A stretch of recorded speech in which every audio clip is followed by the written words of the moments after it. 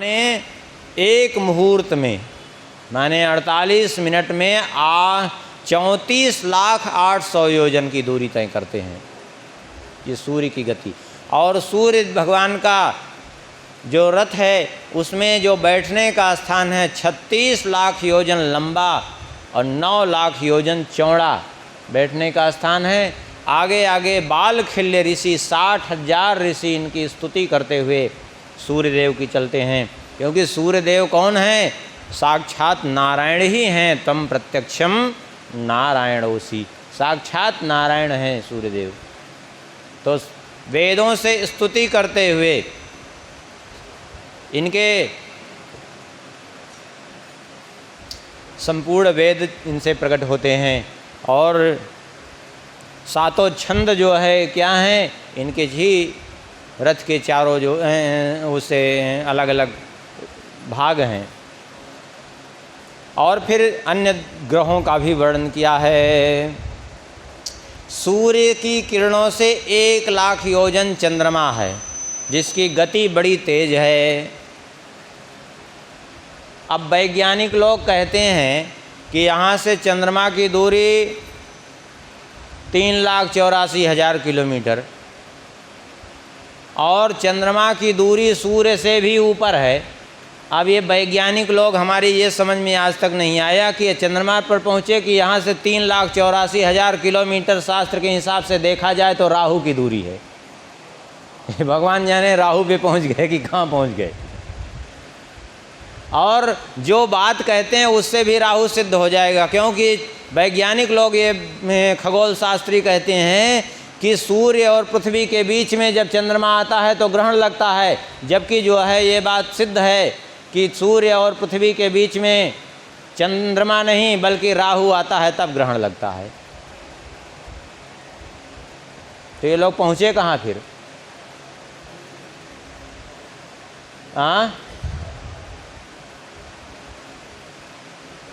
आप स्वयं विचार कर लीजिए कहाँ पहुँचे।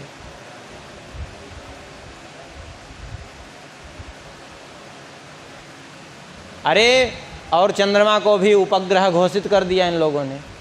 उपग्रह है ही नहीं, चंद्रमा ग्रह है।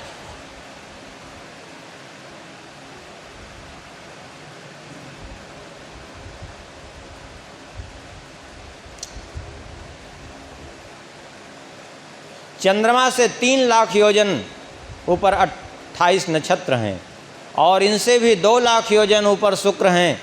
और शुक्र और बुध की दूरी समान है। शुक्र से भी 2 लाख योजन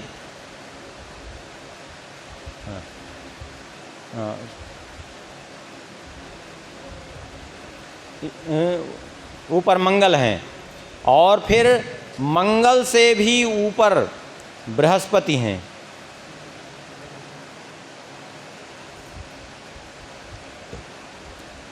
ये सब ग्रह इस हिसाब से स्थित हैं। ब्रह्म और बृहस्पति से भी ऊपर शनि, सबसे मंद ग्रह इसमें शनि है। सबसे तीव्र गति वाला ग्रह चंद्रमा। चंद्रमा 2.25 दिन में एक राशि को पार करते हैं। सूर्यदेव एक राशि को 30 दिन में और शनि देव एक राशि को 30 महीने में पार करते हैं। इसलिए 2.5 लगती है, क्योंकि 2.5 साल 30 महीने, एक राशि को पार करने में 2.5 साल लगता है उनको। और फिर उसके बाद जो है ये सब अंतरिक्ष लोक में ही स्थित हैं, ये जितने ग्रह हैं। इसके बाद फिर ऊपर ये भूलोक, इसके ऊपर ये जो भुआ है जिसको अंतरिक्ष लोक बोलते हैं, जिसमें ये सारे ग्रह स्थित हैं। इसके ऊपर है स्वर्गलोक, स्वर्गलोक के में देवता रहते हैं। उसके ऊपर महरलोक, उसके ऊपर जनलोक, उसके ऊपर तपलोक, फिर उसके ऊपर है सत्यलोक जिसको ब्रह्मलोक कहते हैं। ऐसे ही नीचे भी पृथ्वी के 7 लोक हैं। अतल, पृथ्वी के नीचे अतल, उसके नीचे बीतल लोक, फिर सुतल लोक जहाँ राजा बलि रहते हैं, फिर तलातल, फिर महातल, फिर रसातल, फिर पाताल। फिर पाताल से भी 30,000 योजन नीचे भगवान शेष जी विराजमान हैं। और पाताल लोक से लेकर के ब्रह्मलोक तक पर्यंत ये सारा ब्रह्मांड शेष जी के 1000 मस्तकों में एक मस्तक पर रखा है। कैसे? बोले सरसों के दाने के समान। हाँ,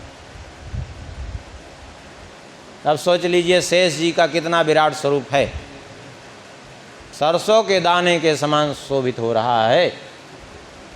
ब्रह्मांड भुवन विराज जाके, शीश एक जिमि रज कनी, गोस्वामी जी ने भी यही कहा, रज कण के समान, राई के दाने के बराबर। सिद्धार्थ है संलक्ष्यते।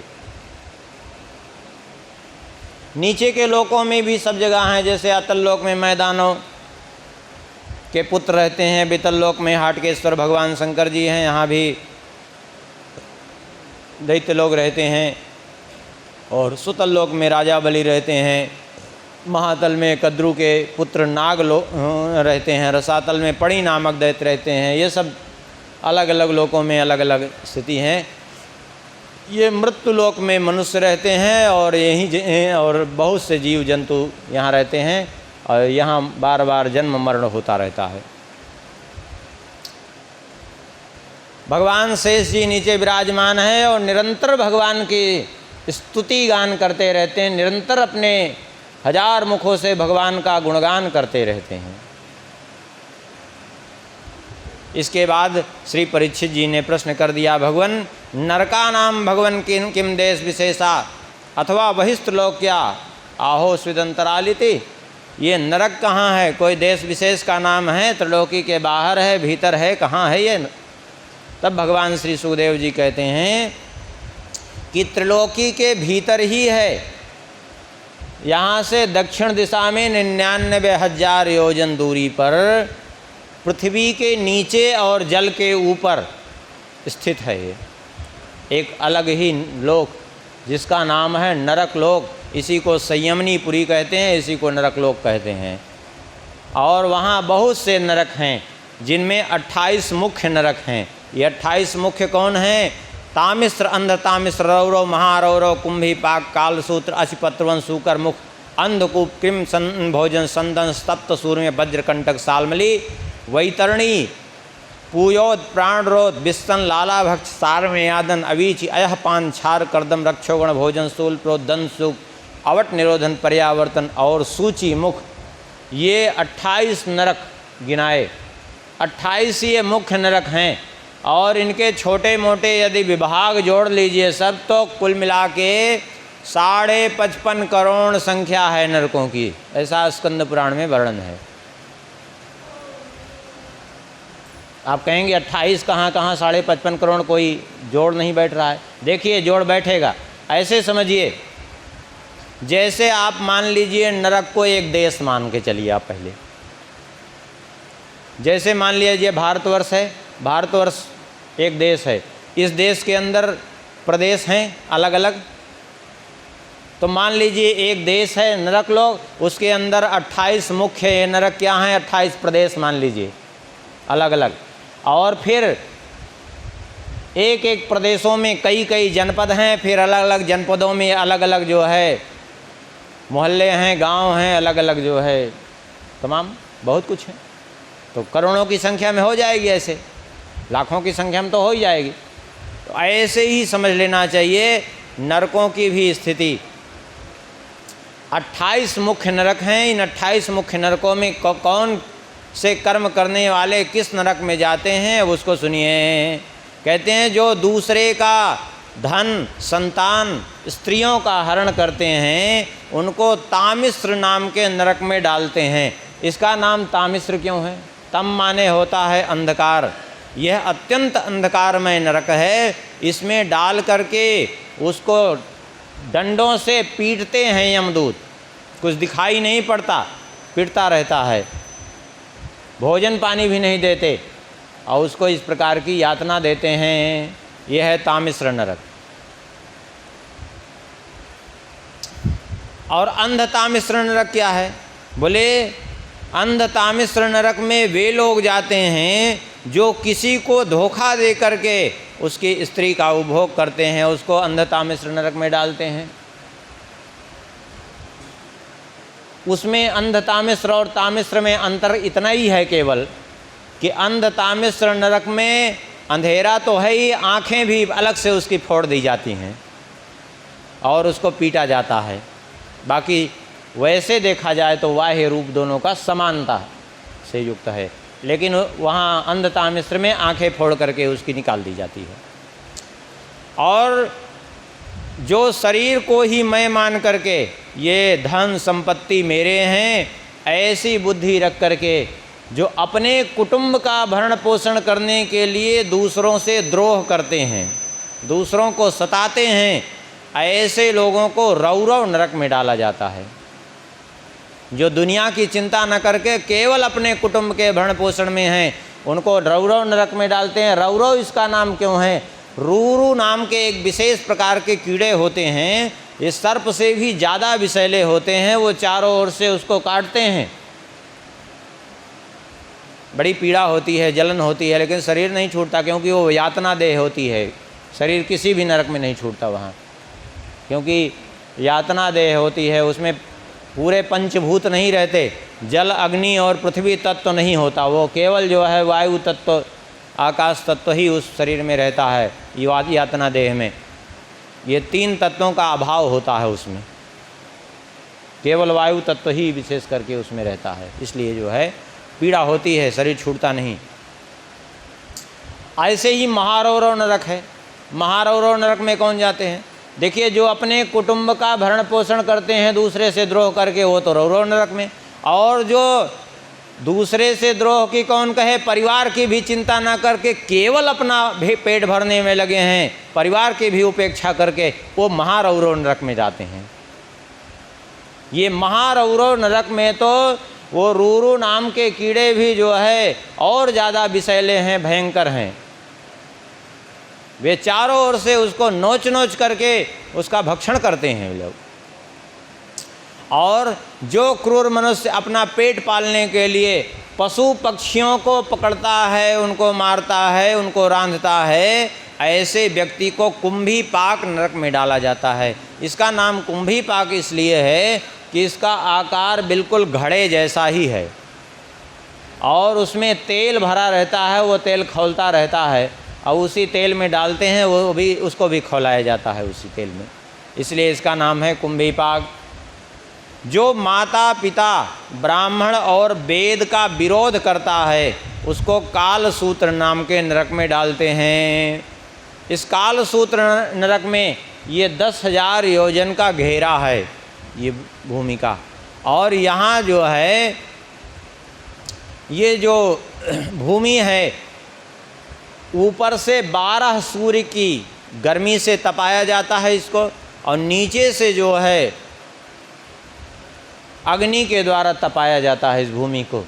तांबे की भूमि है और उसी पर उसको डाल दिया जाता है। वो तपती हुई भूमि पर जब छोड़ा जाता है तो जहाँ वो भूमि छू जाती है वहीं पीड़ा होती है, तो कभी गिरता है, कभी इधर कभी उधर, इस प्रकार से उसकी दशा खराब होती है।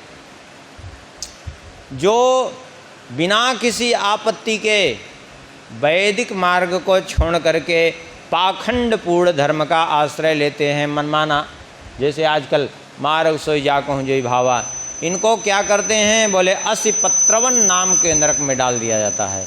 असिपत्रवन इसका नाम क्यों है? इसका नाम असिपत्रवन है इसलिए है कि इस नरक में ताल वृक्ष हैं और तलवार की धार के समान पैने पत्ते हैं उसके, उसमें छोड़ करके और उसको यमदूत पीटते हैं तो भागता है बचने के लिए। तो वो जो ताल के वृक्ष के तलवार की धार के समान पत्ते हैं, उससे शरीर उसका कट जाता है जगह जगह से, बड़ी पीड़ा होती है, इसलिए इसका नाम है असिपत्रवन।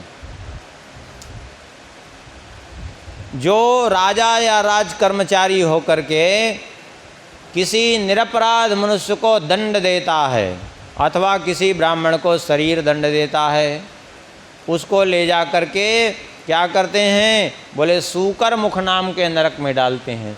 ये सूकर मुख इसका नाम क्यों है? इसका आकार ही बिल्कुल सूअर के मुख जैसा है।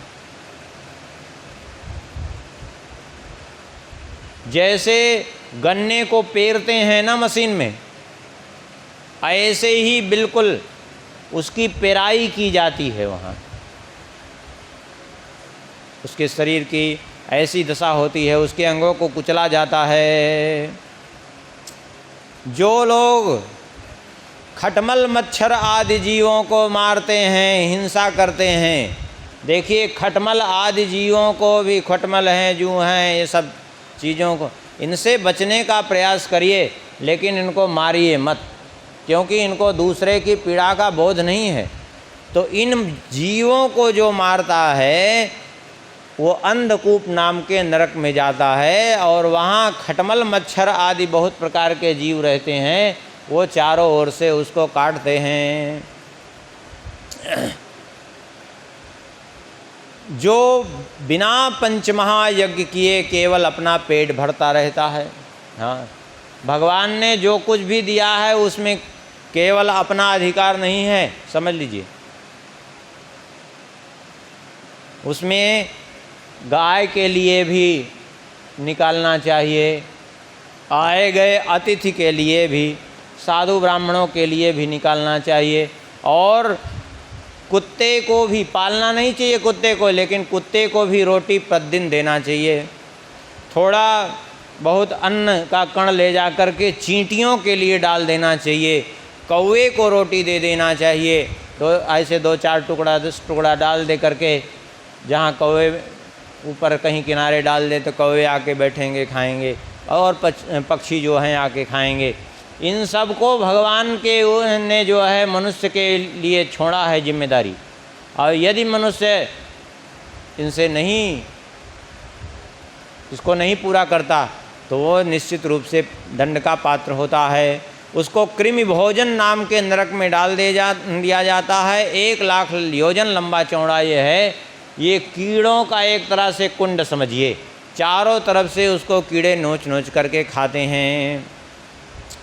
जो चोरी अथवा बरजोरी से किसी का धन हरण करता है, किसी ब्राह्मण का धन हरण करता है, किसी का स्वर्ण रत्न आदि हरण करता है, उसको क्या करते हैं, मरने के बाद संदंस नाम के नरक में डाला जाता है। संदंस का अर्थ होता है सणसी। सणसी समझ रहे हैं आप लोग? पहले गांव में चलती थी एक बटलोई उतारने के लिए, लोहे की पकड़ के उसको उतारते थे। तो बटलोई उतारने का जो सणसी यंत्र रहता था, तो वो यंत्र एक तरफ तो बटलोई पकड़ने का काम करता था, और दूसरी तरफ उसका हिस्सा ऐसा रहता था कि जुड़ जाता था, कुछ भी जैसे प्लास से कुछ पकड़ ले ऐसे पकड़ में आ जाता था दूसरी छोर से। तो वो सणसी को गर्म करके उसकी खाल नोचते हैं उससे, इसलिए इसका नाम है संदंस। और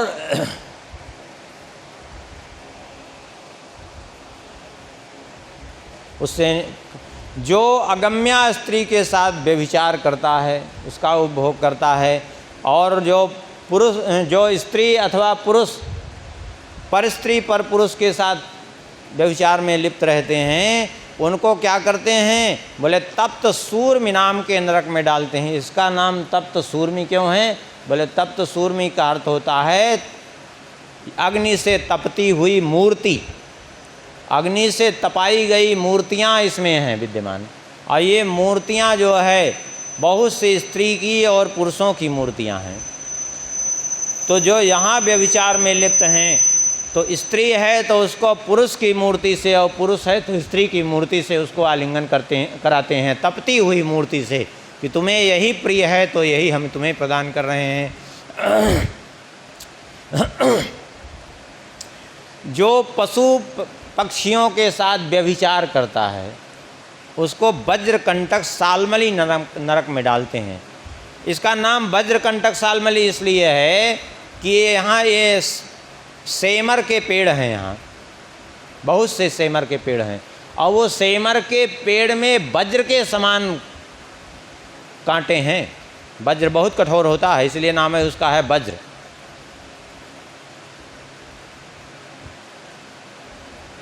तो उसको क्या करते हैं, बोले उस सेमर के पेड़ पर यमदूत चढ़ करके और उसके पैरों को बांध करके रस्सी से उसको खींचते हैं, उन्हीं कांटों से उलझता हुआ वो ऊपर तक जाता है, फिर ऊपर से नीचे छोड़ते हैं, फिर ऊपर खींचते हैं, इस तरह से उसको प्रताड़ित करते हैं। जो राजा या राजपुरुष अथवा श्रेष्ठ कुल में जन्म लेकर के कोई धर्म मर्यादा का अतिक्रमण करता है, उसको वैतरणी नाम की नदी में डाल दिया जाता है। ये वैतरणी नदी मल मूत्र कफ पीव रक्त केश हाड़ मांस मज्जा इन सब से भरी हुई खाई है, उसमें डाल दिया जाता है, उसको वैतरणी नदी कहते हैं वहाँ। और उसी में बहुत प्रकार के कीड़े रहते हैं, उन्हीं को में डाला जाता है, वे कीड़े उसको खाते हैं, वो भी वही मलमूत्र खाता हुआ पड़ा रहता है। जो लोग शौचाचार का परित्याग करके लज्जा को तिलांजलि दे करके वेश्याओं के साथ संबंध जोड़ते हैं, ऐसे लोगों को पूयोद नाम के नरक में डालते हैं।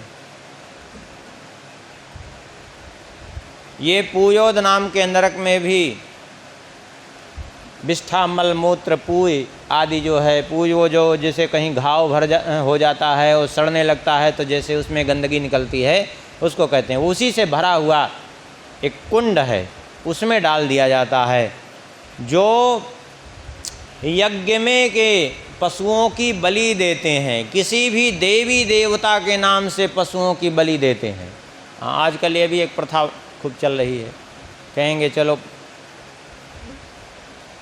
अब विशेष करके गांव में लोग, ये क्या है, बोले भैरव बाबा का स्थान है, ये क्या है, उनका स्थान है, चलो मान लिए बकरा चढ़ाएंगे तुमको, ये करेंगे, अपनी इच्छा की पूर्ति के लिए जो है हिंसा करेंगे और कहेंगे देवता को चढ़ा रहे हैं। कोई देवता बलि वली नहीं लेते हैं, हाँ, कोई भी देवता बलि नहीं लेते हैं, ये सब व्यर्थ का भ्रम है। और कोई यदि बलि देता है तो निश्चित रूप से वो पाप का भागी होता है, और जिस देवता के नाम से दिया है वो देवता भी उसकी रक्षा नहीं कर सकते। और ये बात बहुत से चरित्रों से प्रमाण से सिद्ध भी हो गई है। भक्तमाल की आप लोग कथा सुनेंगे तो कई ऐसे प्रमाण मिलेंगे जहाँ बलि का स्वयं वहाँ के देवताओं ने ही निषेध किया। एक बार एक गांव की घटना है। एक गांव में एक पटेल थे, कोई पटेल हो तो बुरा मत मानिएगा, अब वो गांव की घटना है बता रहे हैं। एक पटेल थे, तो पटेल जो है उनके कोई पुत्र नहीं था, तो किसी ने कह दिया कि ये भैरव बाबा को बलि चढ़ा दीजिए तो पुत्र हो जाएगा तुमको। संयोग बसात देखिए वो समय था, कुछ समय तक नहीं थे, उसके बाद पुत्र हो गया। तो उन्होंने सोचा चलो भैरव बाबा की कृपा से पुत्र हुआ, तब इनको एक भैंसा चढ़ाना है। अब वो भैंसा लेकर के चले भैरव बाबा को बलि देने के लिए। भैरव बाबा का मंदिर की पिंडी थी और पास में जो है शीतला देवी का मंदिर था। अब वो लेके भैंसा चले तो एक महात्मा उधर से चले आ रहे थे। महात्मा ने कहा कि ये भैंसा कहाँ लिए चले जा रहे हो? बोले महाराज इसकी बलि देने जा रहे हैं, ये भैरव बाबा को हमने माना था। महात्मा ने उनको समझाया, अरे तुम महामूर्ख आदमी हो तुम, अरे कोई देवता भला बलि देने से कैसे प्रसन्न हो सकते हैं? तुम क्यों हिंसा कर रहे हो फालतू में? अरे बोले लेकिन अब मान तो लिए हैं भैरव बाबा को बलि भैंसा समर्पित करने के लिए। अरे बोले भैंसा समर्पित करने के लिए माने हो ना, बलि देने के लिए तो नहीं माने हो। तुम एक काम करो, भैंसा जाओ भैरव बाबा के यहाँ छोड़ के तुम वहाँ से खिसक लो धीरे से, क्या करना है? कह दो भैरव बाबा तुमको हम भैंसा दिया, ले फुर्सत हो जाओ तुम भी। वो घूमेगा भैंसा जहाँ घूमना होगा, तुमसे क्या लेना देना। बात उनको लग गई लेकिन वो पटेल जी क्या किए कि संत जी की कही बात तो खैर माने ही, थोड़ी सी अपनी भी बुद्धि लगा दिए उसमें। अपनी बुद्धि क्या लगाए, जैसे गांव में लोग क्या करते हैं, मंदिर बना रहता है तो जाएंगे भोग लगाएंगे तो क्या करेंगे, बोले उठाएंगे गुड़ चिपका देंगे भगवान के मुख में, बतासा चिपका देंगे भगवान के मुख में। ऐसे ही उन्होंने वो जो भैरव जी की पिंडी थी, वो भैंसे की रस्सी जो है भैरव जी के पिंडी में बांधी और भैरव जी की पिंडी थी खुले चौड़े मैदान में। अब भैंस इनको गर्मी बिल्कुल सहन नहीं होती। अब वो जब धूप लगी भैंसे को तो उसने मारा झटका, वो पूरी पिंडी ही उखड़ गई पूरी पिंडी उखड़ गई। वो तो भागा वो तालाब की ओर, बगल में शीतला जी का मंदिर था। शीतला जी ने कहा कि भैरव बाबा ये कौन सी लीला आज हो रही है? तो भैरव ने कहा किसी पटेल से आपकी भेंट नहीं हुई है, हंस लो जितना हंसना हो। आज हमारा पाला पड़ा है तो हमको झेलना पड़ रहा है। बोले तुम्हारा पाला ऐसा क्यों पड़ा? बोले गलती हमारी है। बोले गलती तुम्हारी क्या है? बोले गलती ये है कि उसने जब बलि की बात कही तो उसको पुत्र देना ही नहीं चाहिए हमको। अब पुत्र दिए, हम उसको बलि के लिए पुत्र नहीं दिए, वो तो ऐसे ही आया था, रोज़ रोज़ सिर पटक रहा था हमारी पिंडी पे, तो हमने पुत्र दिया। अब उसने मान लिया कि बलि माने हैं तो पुत्र दिया, अब मुसीबत तो खड़ी होगी ना। अब वो भैंसा तो भैंसा ठहरा, वो लेके गया जो है तालाब में और बैठ गया आराम से तालाब में। और फिर बाद में वहाँ से निकला तो पिंडी उंडी छूट गई वहीं। रात में जो है गांव के मुखिया को स्वप्न दिया भैरव जी ने, बोले हम यहाँ तालाब में पड़े हैं, निकाल के स्थापित करो, क्योंकि गांव वाले सब परेशान कि भैरव जी कहाँ उखड़ के चले गए। स्वप्न दिया कि यहाँ हमारी पिंडी पड़ी है, निकाल के स्थापित करो, और आज से अगर कोई भी यहाँ बलि देने का प्रयास करेगा तो हम उसका विनाश कर डालेंगे। पक्की बात समझ लो। फिर वहाँ बलि बंद हो गई। ऐसे बहुत से प्रमाण हैं। इसलिए किसी भी देवी देवता के नाम से कभी भी बलि आदि नहीं देना चाहिए, क्योंकि कोई बलि वली नहीं चाहता। तो कहते हैं अरे भद्रकाली तो, अरे काली जी बलि थोड़ी चाहती हैं, वो तो एक ऐसी परिस्थिति उत्पन्न हो गई थी, रक्त बीज नाम का जो दैत्य था कि उसके एक एक रक्त की बूंद से जो है नए नए रक्त बीजों का जन्म हो रहा था। इसलिए उसका भक्षण करने के लिए, उसका रक्तपान करने के लिए भद्रकाली का रूप धारण कर लिया था। इसका मतलब ये थोड़ी कि वो विधान बन गया, हाँ, विधान नहीं बन गया वो।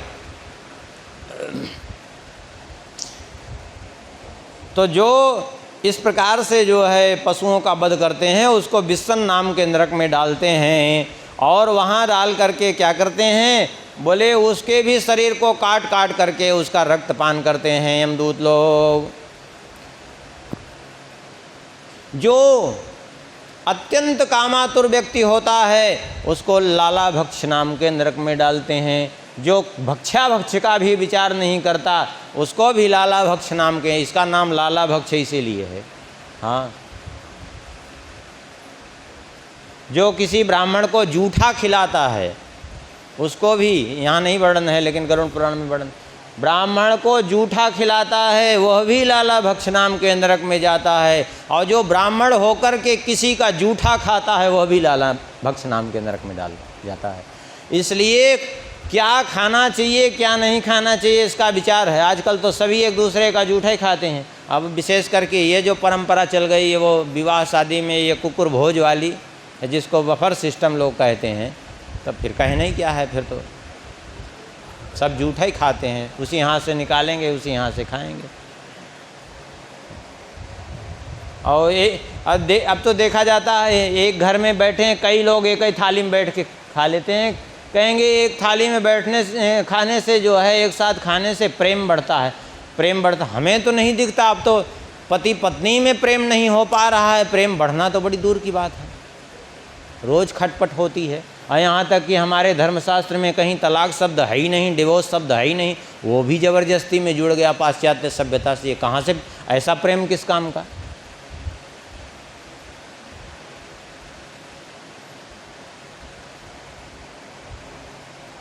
ये सब केवल एक भ्रामक चीज़ें हैं, इससे कुछ नहीं होता है कि प्रेम बढ़ता है, सब कुछ नहीं। जो भी राजा या राजपुरुष अथवा चोर अथवा कोई भी किसी व्यापारी की टोली को लूटते हैं, किसी को विष देते हैं, किसी के घर में आग लगाते हैं, ऐसे लोग सारमेयादन नाम के नरक में डाले जाते हैं। सारमेयादन इसका नाम क्यों है? सारमेय माने होता है कुत्ता, और इसका नाम सारमेयादन इसलिए है कि इसमें 720 कुत्ते हैं, गिनती के 720। यमराज के पास कुल जो है 722 कुत्ते हैं, 2 कुत्ते रास्ते में रहते हैं, सबल और श्यामक, जो रास्ते में नोचते हैं, और 720 कुत्ते वहाँ रहते हैं, ये सार में आदन नरक में। तो जो लोग जो है ऐसा करते हैं, व्यापारियों की टोली को लूटना, किसी के घर में आग लगाना आदि, विष देना, उनको वो कुत्ते जो 720 हैं वो उसको नोच नोच करके खाते हैं, वही उनका आहार है। और ये नहीं कि एक दिन में नोच के उनको समाप्त कर दें, रोज़ नोचते हैं, रोज़ अपना पेट भरते हैं, उन्हीं से पीड़ा पहुंचाते रहते हैं हमेशा। जो लोग दूसरे की झूठी गवाही देते हैं, व्यापार के समय, दान के समय झूठ बोलते हैं, उनको अवीचमान नाम के नरक में डालते हैं। हाँ, आज किसी की जाके झूठी गवाही दे आना, व्यापार के समय भी आजकल खूब लोग झूठ बोलेंगे, कहेंगे अरे कोई चीज़ खरीद है 150 की, कहेंगे हम सही में कह रहे हैं, हम कसम खा के कह रहे हैं कि 200 रुपया की तो खरीदी पड़ी है हमको, 300 रुपया खरीद।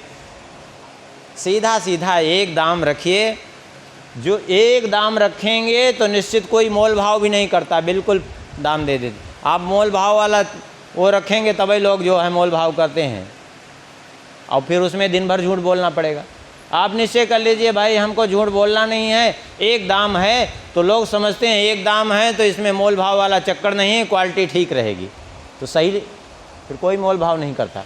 देखिए जितनी बड़ी बड़ी दुकानें हैं, कोई मोल भाव इसलिए नहीं, एक दाम, उचित दाम लिख देते हैं, बस एकदम फिक्स दाम, 1 रुपया इधर उधर नहीं, इसमें कोई वो नहीं होता। ऐसे लोगों को अवीची मानना, व्यापार में झूठ बोलना, दान के समय भी झूठ बोलना। हाँ, दान के समय भी आजकल लोग जो है, एक सज्जन थे, एक जगह जो है किसी धर्म कार्य के लिए चंदा इकट्ठा हो रहा था, बहुत लोग थे, तो उन्होंने कहा कि भाई 1 लाख रुपया हमारी ओर से भी वो कर देना, लेकिन गुप्त दान, नाम मत बोलना। तो बोल दिए माइक में कि भाई जो है 1 लाख रुपया एक सज्जन गुप्त दान किए हैं। तो फिर इशारा किए कि ये भी बोल दीजिए कि जो गुप्त दान किए हैं यहीं ऊपर मंच पे ही बैठे हैं, वहाँ 5-6 लोग 7 लोग बैठे थे और वो भी बोल दिए। तो बोले ये भी बोल दीजिए कि इस माने अमुक व्यक्ति के बाईं ओर बैठे हैं, खाली नाम नहीं लेना है। अच्छा, वो भी बोल दिए। अब क्या मतलब गुप्त दान का। और उसके बाद उन्होंने चेक काट के 1 लाख रुपया का दे दिया। वो गए, चेक जब वहाँ दिए बैंक में, तो उसने कहा इसमें दस्तखत तो नहीं है। ले गए उनके पास, बोले दस्तखत तो आपने किया नहीं। अरे बोले गुप्त दान, फिर दस्तखत कैसा? जब उसमें हम नाम ही लिख देंगे तो फिर गुप्त कैसे रहेगा? आप देखो ये है मैंने दान की घोषणा भी हो गई और दान भी नहीं हुआ। ऐसे लोग कहाँ जाएंगे? बोले अवीचीमान नाम के नरक में जाएंगे। अवीचीमान इसको क्यों कहते हैं? अवीचीमान इसलिए कहते हैं कि दिखे स्वरूप कुछ और, हो स्वरूप कुछ और, इसको अवीचीमान कहते हैं। माने यहाँ दशा ये है कि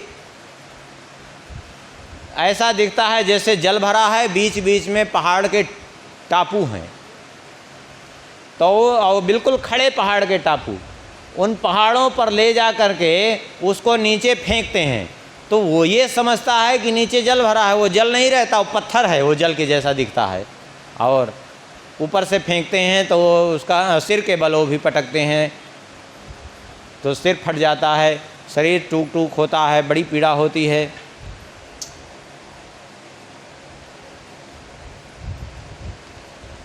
जो ब्राह्मण ब्राह्मणी अथवा व्रत में स्थित कोई भी प्रमादवश मद्यपान करता है, जो क्षत्रिय अथवा वैश्य सोमपान करते हैं, इन सबको ले जा कर के अयहपान नाम के नरक में डालते हैं। अयहपान इसका नाम इसलिए है कि अय माने लोहा, गलाया हुआ लोहा उबलता रहता है, उसी उबलते हुए लोहे को पिलाया जाता है उसको, इसलिए इसका नाम है अयहपान। और जो लोग अपने से जन्म में श्रेष्ठ हैं, माने अपने से कुल में ऊंचे हैं या उम्र में बड़े हैं, विद्या में श्रेष्ठ हैं, आचार विचार में श्रेष्ठ हैं, तप में श्रेष्ठ हैं, वर्ण में श्रेष्ठ हैं अथवा आश्रम में श्रेष्ठ हैं,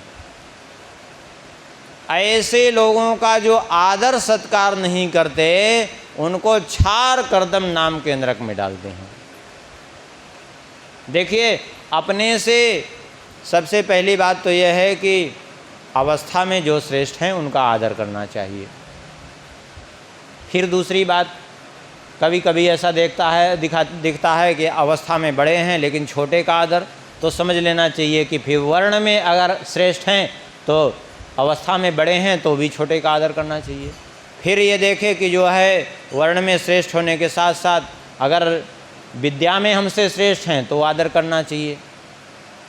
फिर आश्रम में श्रेष्ठ हैं, मान लिया आप गृहस्थ हैं और कोई संन्यास आश्रम में है, तो फिर ये ना देखिए कि आप वो उम्र जो है उनकी हमसे तो छोटे हैं, हमारे सामने तो बच्चे जैसे हैं, नहीं, फिर वो आश्रम में श्रेष्ठ हैं तो उनका आदर करिए। तो इस ढंग से जो है, और ऐसा यदि नहीं करता तो उसको छार कर्दम नाम के नरक में डाला जाता है। जो यथा योग्य लोगों का सत्कार नहीं करता, छार कर्दम इसको नाम क्यों है? छार माने नमक, यहाँ कर्दम माने कीचड़, नमक का बना हुआ कीचड़ है यहाँ। तो शरीर को उसके जगह जगह काट काट करके और अंगारों से दाग दाग करके उसी नमक की मालिश की जाती है उसके शरीर पर। हाँ, अब वो जो सब मालिश करते हैं यमदूत, वो भी कोई ऐसा नहीं, वो सब भी क्रूर इसलिए होते हैं कि वो कोई अलग से नहीं होते यमदूत। यहाँ से जो पाप कर करके बार बार नरक जाते हैं ना, उन्हीं को यमदूत बना दिया जाता है वहाँ। जैसे आप देखिए, जो जेल गए होंगे, अब हम तो नहीं जानते, लोग बताते हैं कि जो जेल बार बार जाते हैं, तो जो बार बार जाते रहते हैं, पता चला आए फिर छूट के फिर जेल पहुंच गए कुछ कर्म करके, तो बार बार जाने से फिर उनको क्या करते हैं, बोले उनको वहाँ का जमादार बना देते हैं। तो वो क्या करते हैं, बोले जो और कैदी रहते हैं उनसे वो काम कराते हैं, और जानते हैं कि ये जेल से भागेगा नहीं, क्यों? क्योंकि जाएगा तो फिर लौट के आएगा, ये इसका यहाँ से प्रेम हो गया है। हाँ, तो उसको वहाँ का जमादार बना देते। ऐसे ही जो बार बार नरक जाते हैं उनको भी यमदूत बना देते हैं, तुम यहीं रहो, तुम अपना वहाँ क्रूरतापूर्ण कर्म किए हो तो यहाँ आए हो, अब यहाँ भी करो क्रूरतापूर्ण कर्म। हाँ, तो ऐसे ही करते पड़े रहते हैं वो।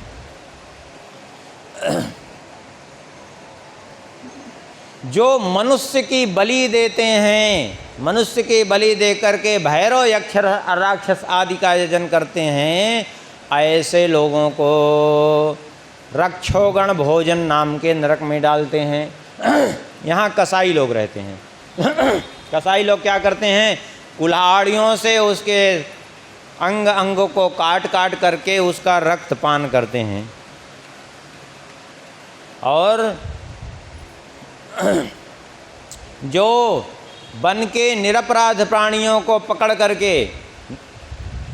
उनके साथ खिलवाड़ करते हैं, उनको बांध करके उनको परेशान करते हैं, ऐसे लोगों को सूलप्रोत नाम के नरक में डाला जाता है। इसका नाम सूलप्रोत इसलिए है कि यहाँ नरक में ले जा करके उसको सूलों से बेधा जाता है, पीड़ा पहुँचाई जाती है, क्योंकि उसने दूसरे जीवों को ऐसे ही पीड़ा पहुँचाया था। जो सर्पों के जैसे उग्र स्वभाव वाले लोग हैं, जो सदा दूसरे को कष्ट ही पहुंचाते रहते हैं अपने आचरण से, उनको दंड सूक नाम के नरक में डालते हैं। दंड सूक इसलिए नाम है कि 5-5, 7-7 मुख वाले सर्प रहते हैं यहाँ, और वो सर्प उसका भक्षण करते हैं, उसको नोच नोच करके खाते हैं, मुंह में डालेंगे, चबाएंगे, फिर उगलेंगे, फिर डालेंगे, फिर चबाएंगे, फिर उगले, ऐसे करते हैं वो सर्प लोग। जो लोग दूसरे को ले जा करके अंधेरी गुफाओं में बंद कर देते हैं, अंधेरी कोठरियों में डाल करके वहाँ से गायब हो गए। ऐसे लोगों को अवट निरोधन नाम के नरक में डाला जाता है, क्योंकि ये भी एक अंधेरी गुफा ही है, उसमें डाल करके विषैली वायु भर दी जाती है, उसी में वो तड़पता रहता है। जो घर में आए हुए अतिथि अभ्यागतों को बड़ी क्रूर दृष्टि से देखता है, इस भाव से मानो भस्म कर देगा। हाँ, बहुत लोगों का स्वभाव होता है कि कोई अतिथि अभ्यागत आ जाए तो बड़े क्रूर दृष्टि से देखेंगे कि अब ये आ गया, अब इसको भी खिलाना पिलाना पड़ेगा। हाँ, ऐसे भी लोग हैं। कितने लोग तो खिलाना न पड़े इसलिए कुछ न कुछ नाटक भी करते रहते हैं। एक बार एक सज्जन बड़े कंजूस थे, उनके यहाँ आए कुछ अतिथि, और अतिथि आए तो जो है वो बोले, पत्नी से बोले कि ऐसा है कि तुम केवल 2-2 रोटी परोस देना और उसके बाद दोबारा ले कर के आना, तो सबसे पहले हमारे पास आना, फिर हम बताएंगे, तो परोसना नहीं पड़ेगा। बोले ठीक है।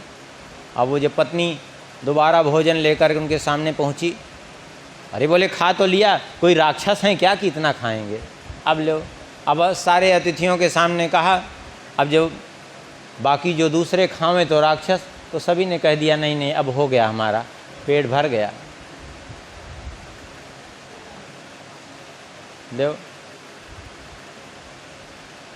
फिर शाम को जो है हुआ, ऐसे ही शाम को भोजन गई पूछने के लिए, तो बोले अरे कोई हम दानव हैं, पशु हैं, दिन भर खाते रहेंगे क्या? अरे सुबह अभी दोपहर को तो खाए थे। लो, हाँ पूछ लो और सबसे पाना हो तो अब लो। और जब वो इस तरह कहे तो दूसरा अपने आप लज्जा के मारे जो है मना कर देगा। तो ऐसे लोग भी दुनिया में हैं। तो ऐसे लोग कहाँ जाते हैं? जो अतिथि अभ्यागतों के साथ इस प्रकार क्रूर दृष्टि से देखते हैं। बोले वो पर्यावर्तन नाम के नरक में जाते हैं, वहाँ गिद्ध, कंक, बटेर आदि पक्षी रहते हैं, उसकी आँखों को नोच नोच करके खाते हैं। बोले हम ही बदनाम थे गिद्ध दृष्टि के लिए, तुम हमसे भी ज़्यादा गए गुजरे निकले। हाँ, आजकल तो गिद्ध आदि इन सब पक्षियों की प्रजाति भी नष्ट होती जा रही, क्योंकि लोगों का आचरण इतना पापग्रस्त हो गया है कि ये बेचारे प्राणी जो है खा ही नहीं सकते इनको, क्योंकि इन प्राणियों की भी एक मर्यादा होती है कि किसको खाना है किसको नहीं खाना। एक मनुष्य ही मर्यादा से विहीन हो गया है। सिंह देखिए, पशु देखिए, अपने धर्म का परित्याग नहीं करते। बकरी मर जाएगी लेकिन मांस नहीं खाएगी, गाय मर जाएगी भूखो लेकिन मांस नहीं खाएगी, सिंह मर जाएगा भूखो लेकिन घास नहीं खाएगा। वो खाएगा? नहीं खाएगा। लेकिन मनुष्य की दशा तो देखिए, मनुष्य की दशा यह है कि वो सब कुछ खाए जा रहा है। अपना अनाज खा जाए, दूसरे का पेट काट करके खा जाए, पशुओं का चारा भी खा जाए, उनका दूध भी सब निकाल करके पी जाए, और जो है उनको मार मार करके मांस भी खा जाए, और समझाओ तो खोपड़ी भी खा जाए। हाँ, समझाने की चेष्टा करो तो खोपड़ी भी खा जाएगा कि ले कौन सी दुनिया में जी रहा है। ऐसी दशा है। मनुष्य ही अपने धर्म से विमुख है, बाकी सभी अपने धर्म में अभी भी स्थित हैं।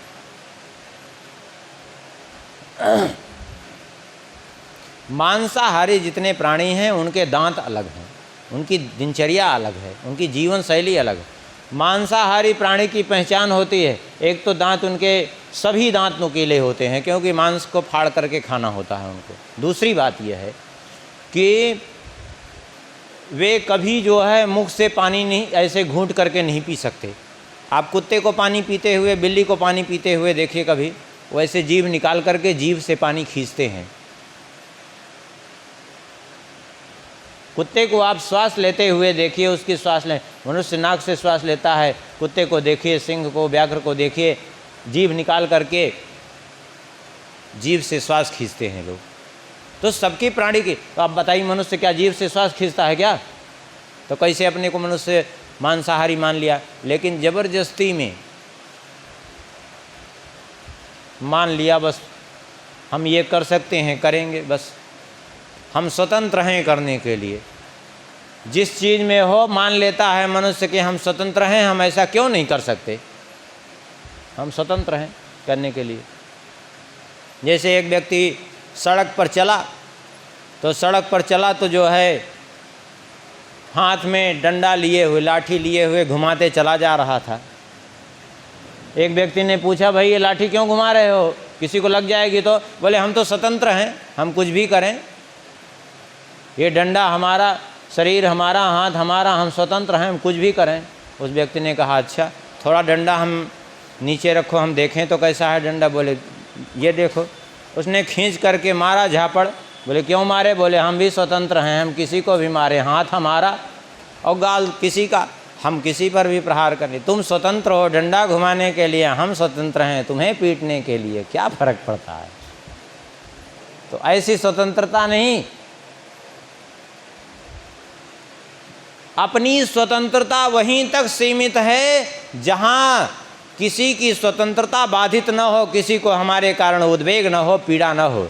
भगवान श्री राम जी वन में गए हैं तो श्री वाल्मीकि जी से कहते हैं, भरद्वाज जी से कहते हैं, कहाँ हमें रहने के लिए स्थान बताइए।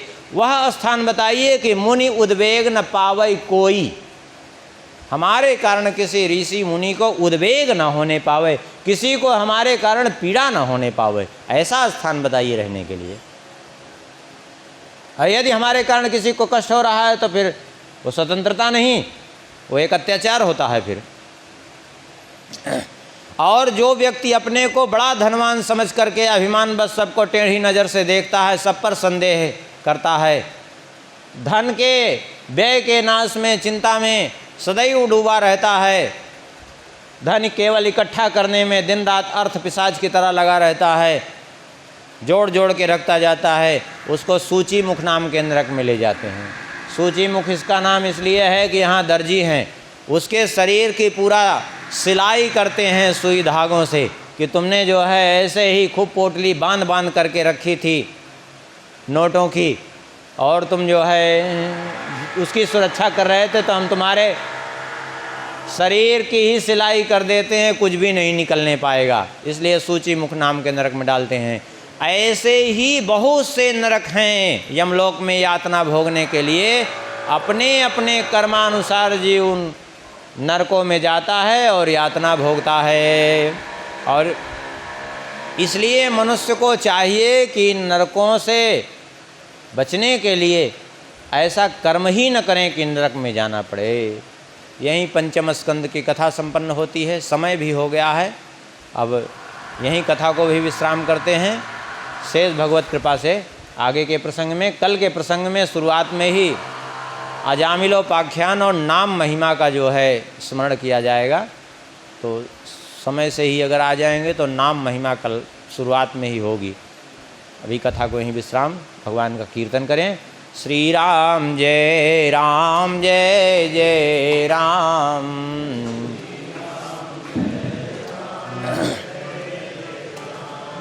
सीताराम जय सीताराम,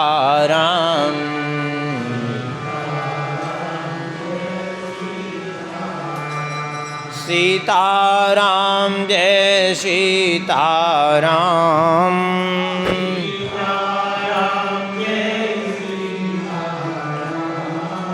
सीताराम जय सीताराम,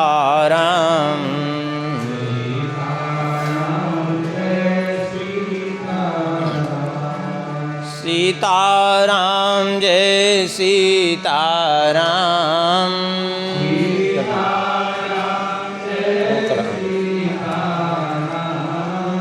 सीताराम जय